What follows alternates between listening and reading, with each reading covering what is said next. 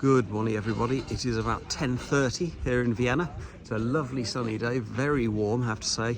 And I'm on top of the Kahlenberg. The Kahlenberg is a hill outside Vienna. It's about 450 meters. I can vouch I've climbed every one of them this morning in the blazing sun. It is really very warm. I wasn't going to do a history video on this trip really because I didn't really have anything planned, but I did decide I was going to climb the Kahlenberg, and actually there is a very important and very interesting historical event that happens here back in 1683. So I thought, why not? You know, I can't resist delving into the points where humanity leaves its impression upon time. So yeah, I'm on top of the Kahlenberg here. You can see the city of Vienna behind me. If I turn a little bit, there's the Danube over there, winding through the city. If I turn around this way, you will see here this building behind me. This is a church. This is the Kahlenberg church. Behind that is a memorial to Jan Sobieski. I'm very sorry to my Polish friends. I have invariably mispronounced the latter part of that name, in which case I'm sure I will be corrected. But yes, so why is this church here, and who was Jan Sobieski? Now, Jan Sobieski was the king of the ruler, I should say, of the Polish-Lithuanian Commonwealth. So he was king of Poland and Grand Duke of Lithuania. I will come back in some future video to the Polish-Lithuanian Commonwealth because it is one of the most interesting states in sort of early modern Europe. So I will return to that probably in a series when I eventually get around to going over to Poland and Lithuania again. But yes, Jan Sobieski was their king. So in 1483, the city, not 1483, sorry, 1683, the city of Vienna comes under siege in July, about 14th of July. It comes under siege by the Ottoman Turks. So the Ottoman Turks, very much in their sort of period of ascendancy here. Back in 1453, they'd taken Constantinople, and between then and 1683, they'd really swept through the Balkans, and more or less all the Balkans at this point in history was either directly ruled Ottoman territory or was vassal states of various types, ruled by pashas and beyliks and various others. So 1683, they come to Vienna. This is in fact the Second Siege of Vienna. They had tried to siege it before, to capture it before. A very important crossing point on the Danube, of course. Really the gateway to Europe at that point. It is the most sort of southeasterly point that is not still controlled by the Turks. So 1683, they put the city under siege. Now, obviously the Holy Roman Emperor is a Habsburg at that point. The traditional rulers of Austria as the Archdukes of Austria, and more or less hereditary Holy Roman Emperors at that point. And naturally he's not very happy about having Vienna sieged, because you wouldn't be if your home was under siege. You want to do something about it. So he arranges a relief force. It's a relief force comprised of two different armies. One of them is the German army, the Holy Roman Empire army, and the other is the army of the Polish-Lithuanian Commonwealth. They'd signed an alliance not long before that committed them to defending each other if their territories came under attack.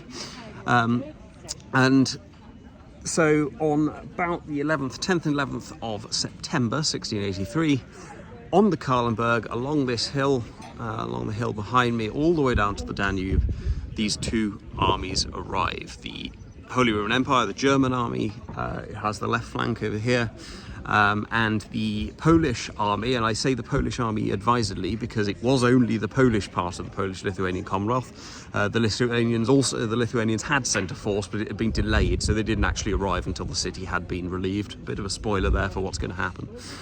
But they arrive on the hill and they form up, and the Ottoman forces move around the city to intercept. There's about 100,000 Ottomans, quite a big force for the time, with artillery, etc., etc. Then the Kahlenberg battle is important for two reasons. Firstly, it's there is an incredibly scenic moment, an incredibly cinematic moment that happens during the siege of relief of the Siege of Vienna, and that is the largest cavalry charge in history. It's the largest recorded cavalry charge. It happens over that side, so over the Polish side. Sorry, it's a telescope in the way here. It is led by the famous Polish hussars, the winged hussars, who wore the great frames on their backs in the shape of wings with sort of feathers on that rattled and terrified the opponents as they charged in. It is led personally by the king. Jan Sobieski is in the front line of that. He personally leads the charge down the hill. The records at the time said they emerged quietly from the trees, slowly and quietly. The Turks had a chance to see them, and then 18,000 cavalry, heavy cavalry, charged down the hill at them. Must have been a terrifying thing to be on the receiving end of. The other reason the battle, the relief of the Siege of Vienna is important is that it is, as I say, they do win, the joint forces do win, and it is the kind of the point at which the Ottoman Turks stop expanding north into Europe. It is the point at which they are stopped from getting any further into Europe. So that's quite an important thing, really. You will have noted the date as well, possibly the sort of 11th and 12th. The bulk of the fighting actually happens on the 12th, but the armies are sort of assembling on the 11th. There is, of course, a more modern date that we associate with the 11th of September, that being 2001. And in fact, interestingly, there is a not sort of entirely unreasonable belief that actually that date may have been picked for the attack on the Twin Towers because Al-Qaeda recognized it as the point where Islam was stopped expanding into the West in 1683 here at the Kahlenberg. So yes, a beautiful place. I think you're getting a blurry version of it because I think it's focusing on my face, but yeah, lovely views over the hills surrounding Vienna and over the Danube itself and the city. And yes, couldn't help myself but to delve into that one. There may be another, I don't know, there may be another video. You know I always say that I'll never do one, but I actually always do. I'm in Bratislava tomorrow. There's very many interesting things that have happened in Bratislava. You better get on from there. But other than that, lovely to be here in Vienna. Lovely to delve into these little bits of history. And there will no doubt be more history videos soon. Other than that, I shall see you all soon. Bye for now.